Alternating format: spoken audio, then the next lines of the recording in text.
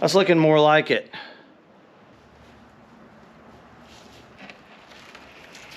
All right, everybody, welcome back. So last time y'all were here, we had our big transom clamps that were holding our Coosa in to our Blazer Bay. And maybe y'all can come over here and check out. We've put a real nice radius. We used our Fest tool and we put a really pretty, almost what you call a bull nose over that. And we sanded down a bit so that our fiberglass can transition. And it's very important to have nice radiused edges. If you don't, you're going to create a pucker or a bubble underneath it. And if you look along the sides here, you can see we've got several pieces of CSM. And we got several pieces of our 1708 biaxial glass staged and ready to go. So we've got some vinyl ester resin from our friends there at Fiberglass Warehouse. And we're going to be activating that with a little bit of catalyst. That's MEKP. We got some dye in that one. It makes it red, a little bit easier for us to know when we got a good mix. And we're going with about 12 cc's or so. Fairly cool temperatures, but I have quite a bit of fiberglass to mix in. And when you've got a lot of glass and it's going to be stacked up, you're going to want to not over activate your resin. Now, what we also did is we primed this Coosa really well after we sanded it. So we did that nice bull nose, and then I came in on the inside here and we did some nice resin coating there to seal up the pores of that Coosa all the way around, and we did some sanding on these edges as well and kind of contoured that so that the glass is going to lay nice and smooth. And just going to start rolling this stuff on, man. A nice good heavy coat. Always important, in my opinion, to apply a primer coat, some resin underneath the glass that you're going to be applying. Not a bad idea to have a Tyvek suit and a respirator if you're doing this in an enclosed space. That first coat is critical. We're going with some 1 ounce CSM. We're going to be building this thing back thicker, better, tougher than it was originally. Transom is one area where it's good to go extra heavy duty. You don't want to go underkill. You want to be overkill on it. Lots of force being applied. All right. I like the CSM going down first. It's going to be better at your initial bond than a heavy reinforcement like woven or roven or your biaxial is. Even though biaxial has a veil of CSM on it, this application, it's the way to go. I'm going to work some of those bubbles out. I've got all my pieces of CSM kind of stacked on one side and our biaxial on the other. I've got some little marks right there in the middle. You see those little black marks? That's to help me line this material up. If you don't put some marks on there, hard to know where things need to be. And we did that when we were doing the dry fit. We were cutting these pieces out and laying everything out before we had any resin on there. And you can see we're going out just a bit beyond where that first layer of CSM ended. You can kind of shift and torque this stuff around a little bit as well. It'll kind of pull and move a little once it gets some resin on it. It'll do it even more so. So I generally like to try to get it in position dry, and then you come back and apply more resin. Don't worry about getting the glass to go transparent on that initial pass either. I generally just try to get some resin everywhere and just give it time to kind of marinate a little bit, soak in there. We have almost used up. Now, one thing we want to be mindful of is getting all the resin out of the pan and out of the roller, or else it'll cross-contaminate. So you just want to be cautious there. That was almost a full quart there to do that initial layer. You're going to use several gallons on a transom replacement, depending on the size. This boat is not that big compared to some, so you're not going to be using as much as if you were in like a full-size offshore class boat.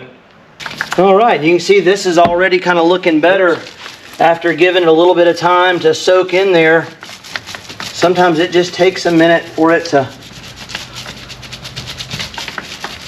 soak through. More of the fin roller there, folks. It's not always glamorous doing this kind of stuff. A lot of times it's just methodical work, just following the process, being meticulous, taking time to do it right, but you still got to move like you mean it. This stuff, the clock starts ticking as soon as you start rolling, catalyzing it. If we got any fishermen out there, it'd be interesting to know what you folks like to fish for. I know down here on the Gulf Coast in the summertime, red snapper is a big thing. King mackerel is one of our favorite fish to target out on our 29, and then inshore, speckled trout and redfish are a big draw. Maybe you folks at home could comment down below, tell me what you like to fish for, or if you had a boat like this when it's all done, what you would like to target in your downtime. Always fun to know what people like to go after. All right, here we go. And again, I've got these stacked and in order, so I know at a glance what's next. There's no confusion, there's no hesitation. I got my marks right there in the center. Line up, line up. There we go. Sometimes I need another set of hands sometimes. You can see that one overlapped beyond. You can see that one ended there, and this one's going to go about 3/4 of an inch or an inch beyond it. That's just a ballpark amount. Generally an inch or so is about what I like, but you can do more or less. And what I like about doing the smallest one first and then the biggest one is it covers up your seam. It kind of makes it prettier. It cleans up. Each new layer hides the previous layer, and you end up with a little nicer looking glass work. Sometimes that initial stick can be a little tricky. His camera work's not as good because he has a guest cameraman. People are going to be like, wait a minute. So all the people that watch his channel are going to know there's a guest cameraman that's doing a crummy job. The secret is out. My buddy Ron is behind the camera today. He's helping me out. We got a guest cameraman. Logan is at home. He had all 4 of his wisdom teeth out. So Logan's taking a few days off. He's recovering. So my son, my #1 helper, but I'm happy to have Ron here helping me. I think he's doing a fine job. Well, you haven't seen it yet. it may make you woozy. Y'all be nice to Ron in the comments. Y'all be nice to Ron. He was nice enough to come and give up his afternoon to come here, hang out in the shop with me, and help me get this video made for you folks. It's all good. It's all good. He told on himself. I wasn't going to tell on him, man.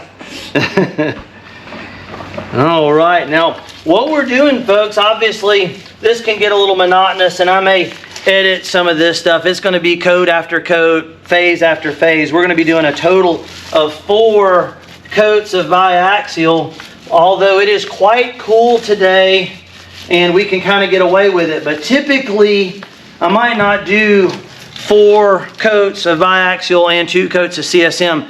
I would probably usually break it up in 3s and 3s. So it'd be like 1 CSM, 2 biaxials, let that tack off or cure, and then do 3 more.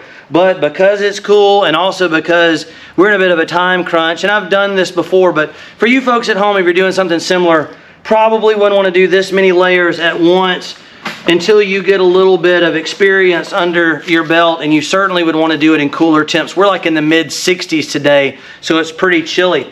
So we've got piece number 3. You can see I've got that marked with my orientation, and this one is a little bit longer. So to get this to lay around that corner, we're going to do a little cut there. That's what I call a pleat.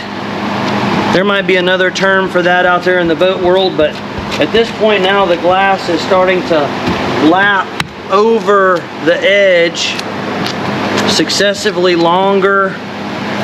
All right, sometimes you got to do that, and that's okay if you got to cut a little relief or a little pleat in there. One of those little tricks of the trade. Now folks, I've got some other videos on the channel, some fiberglass cutting and fitting channels, or videos rather, if you go back a little bit, and if you want to go into more detail about how we cut, fit, and shape, you might want to go check out one of those videos.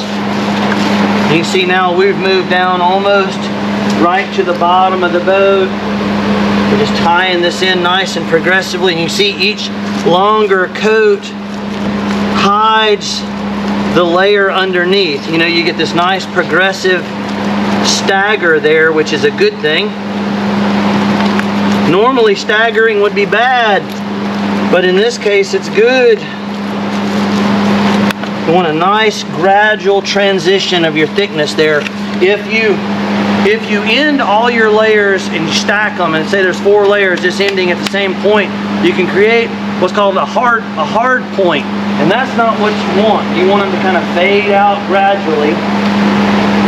And you could use an 18-ounce or 24-ounce roven if you wanted to as well. That's kind of a little more old school.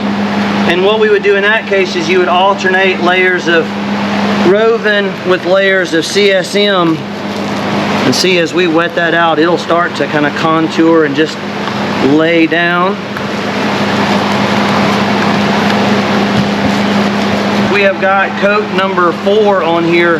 Maybe my cameraman can come around over here. You can see how we folded this over, and we had to add a couple little pleats in there. Now on the other piece I did 1 pleat, on this one I did 2, so that we've staggered our joint a little bit, and you can see how this is now rolling or wrapping over the edge and kind of capturing everything. So that's what you want. You kind of want to do a progressive overlap if possible, and you can see we've transitioned all the way down.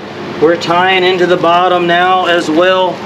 And like I said, folks, we are putting, this is quite a bit of glass for one application, but because of the conditions we have, it's doable. We're going to monitor it though when we're all done. We will be sure to stay and watch.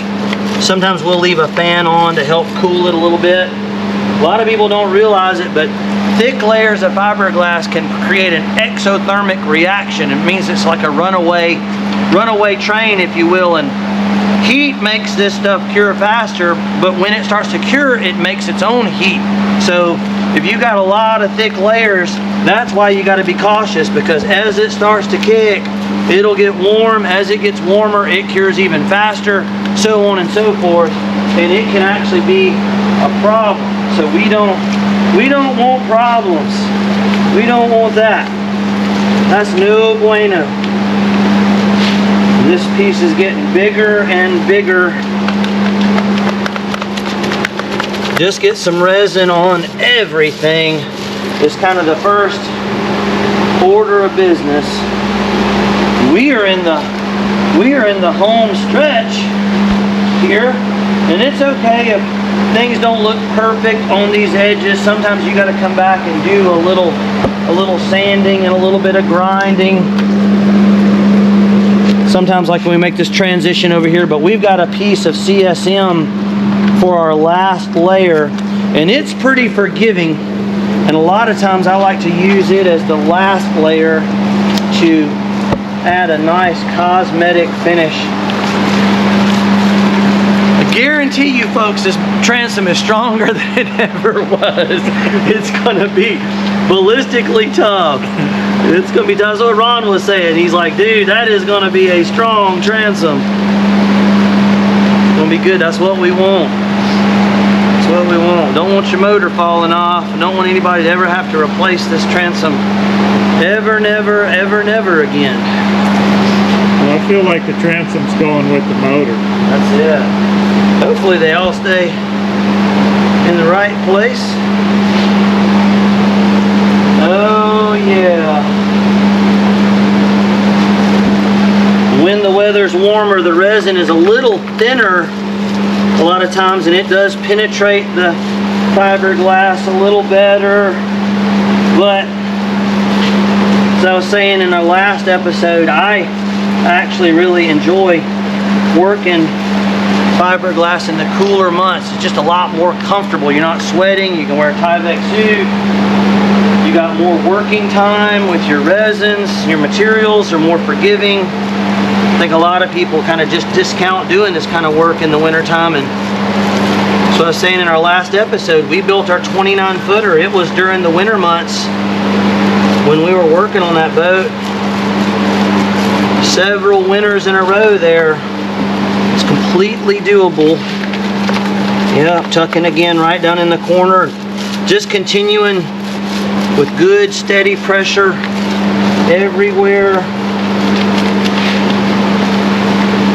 And this vinyl ester is the ticket for doing repair jobs. It's kind of become my go-to resin for sure.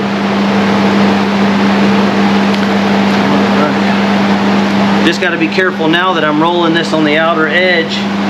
Got to be careful not to lay my belly in it. There we go. We're going to transition that a little bit. And it's okay if it overlaps even a little bit. We've got some blue tape down there. And you can see how we're now just wrapping this over the transom instead of having that little trim piece like most boats come with. This is going to be a lot tougher, a lot better. All right.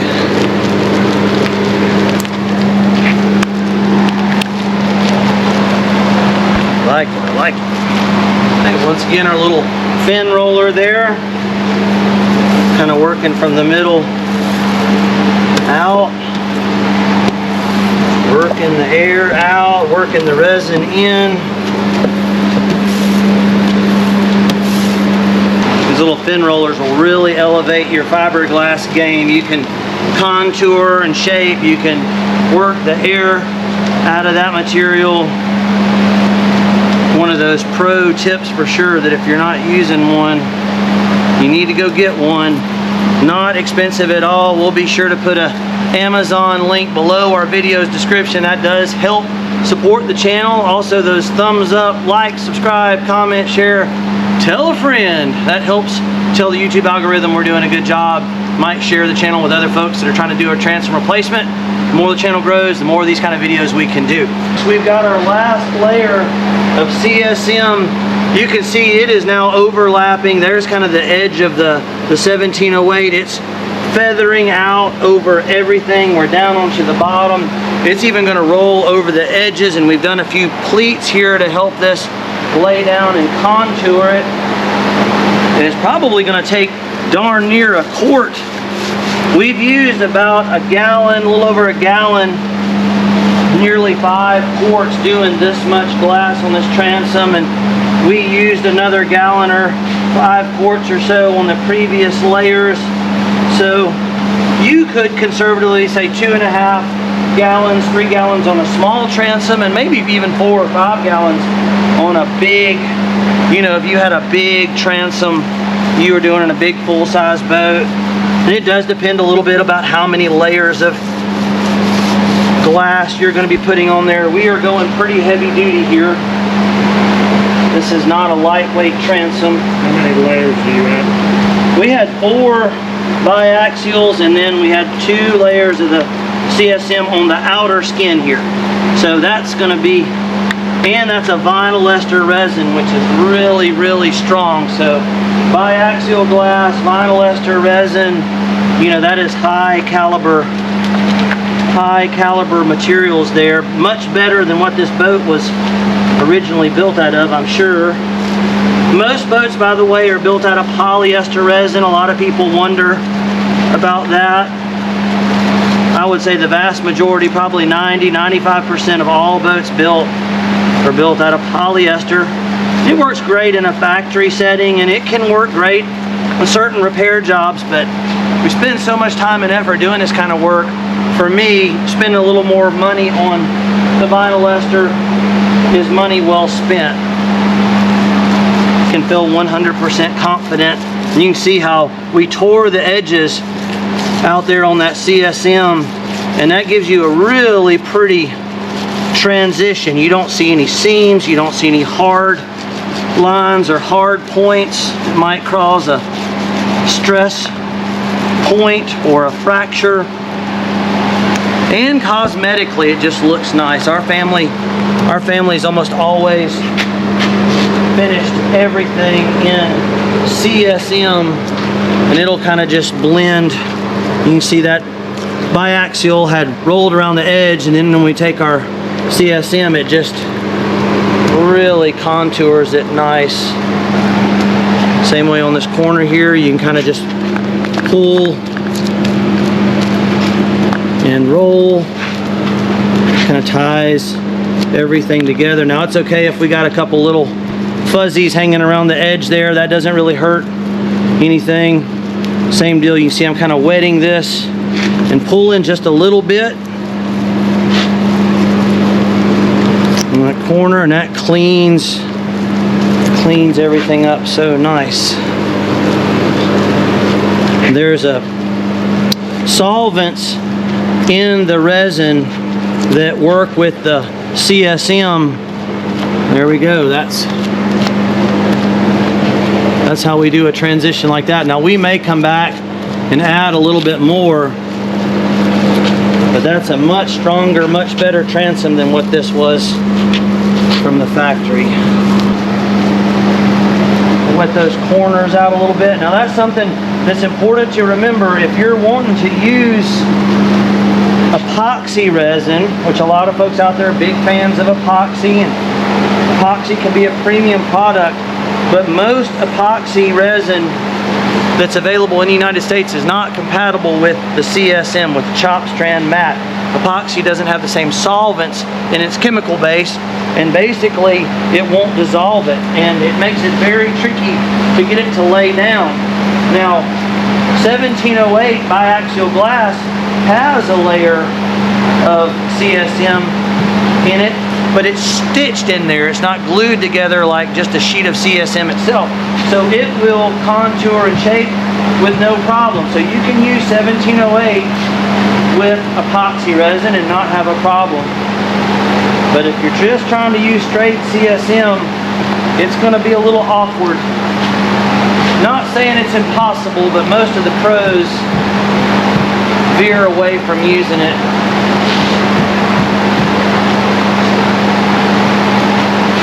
There you go. See the same deal here now. We can just roll. We got a little bit of blue tape. Now I can always come back and sand this a little.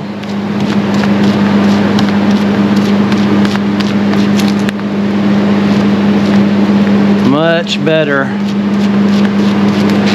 Now a lot of factories don't do it this way because it's more work, folks. It's harder to do. It's more labor involved. That's why a lot of things, hate to say it, but there's a lot of stuff that's done just for the sake of sake of time and money. They can do it a little bit faster, crank it out a little bit quicker, make a little more money per unit. But if you're doing this at home for yourself, that is what I prefer. All right. They're getting so close. Been having a lot of folks from overseas that are joining the channel. We want to welcome everybody from the UK and Australia and the Philippines. It's kind of cool for a guy from a small town on the Gulf Coast to be sharing what we know with folks all around the world. Just want to welcome everybody and thank you folks from around the globe for tuning in. That's very cool. Thanks so much. Me and Ron were just talking about the Hawaiian Islands. We're talking about pronunciation. I know we got some viewers from I think the correct pronunciation would be more like Hawaii. We say Hawaii here down in Alabama, but I think our pronunciation is off just a little bit. Would love to visit the islands out there in the Pacific one of these days. That would be super cool. Oh man. All right, tell me that's not looking pretty nice. What do you think there, Ron? I think it's awesome. That's looking pretty good. Blended really well. Yep, that's what we want. That's what if the camera guy didn't do a terrible job to show that, it might look even better in real life than what it does on the camera. I'm happy to have you, man. Now we're gonna do a little bit of dabbing here. I took the brush, and sometimes you get down in these corners here and it's hard to beat a brush just to dab down some of those fibers and loose hairs and kind of work it into the little grooves and corners and whatnot. And you can see what a nice finish that the CSM puts on that surface. Not that the 1708 looks bad, I just feel like and again we're gonna come on in with our fin roller.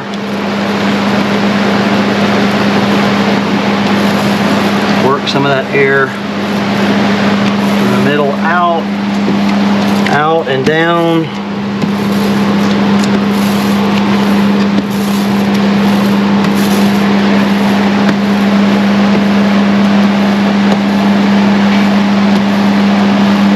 Very satisfying, folks. Now, this is a pretty big project to tackle if you've never done this kind of work before, although certainly not impossible, especially if you have some help. So even though I'm kind of working solo with the cameraman,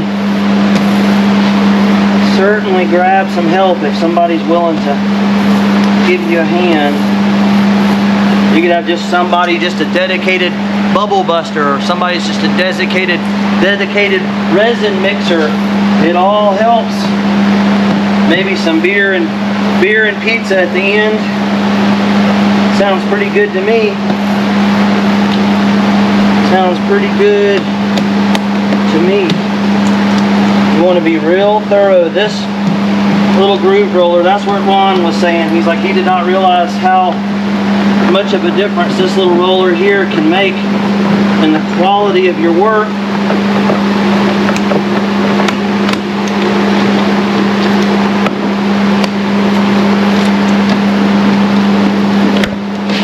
It certainly does.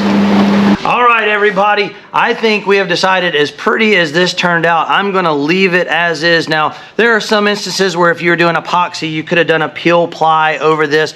This is vinyl ester, and it's not absolutely required. But maybe Mr. Ron, my cameraman, can kind of pan over here, or I will jump in and show you folks the quality of glass work that we got done. And you can see how we got this beautiful transition there into the sides. We were able to wrap this around the corner and then even over the back end a little bit, which I may add a little bit of material there. And I hope you folks at home enjoyed the video. If you did, please remember to like, subscribe, comment, share, tell a friend.